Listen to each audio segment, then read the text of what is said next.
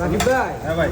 কি করতেছেন ভাই? ভাই চাল বাজতেছে, চাল ভাই অনেক বছর পরে ভাই আমার লাইফে প্রথমবার চাল বাজতেছে ভাই। আপনার চাল বাজার দেখি মনে হচ্ছে আপনার অনেক অভিজ্ঞতা আছে এটার কোনো উপর। অভিজ্ঞতা না ভাই, এটা হচ্ছে ভাই জীবনে ফার্স্ট টাইম।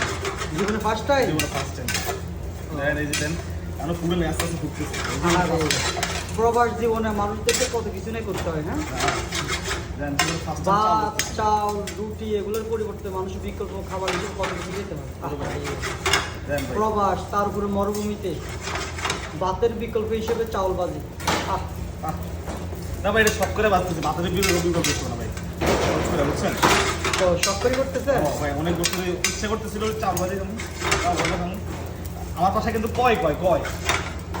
হ্যাঁ আমার পাশে কিন্তু কয় ভাই এরকম কিছু কয় না, আমাদের আদর্শ গ্রাম তো, আমাদের আদর্শ গ্রামের বাসায় এটাকে বলে চাউল বাজি।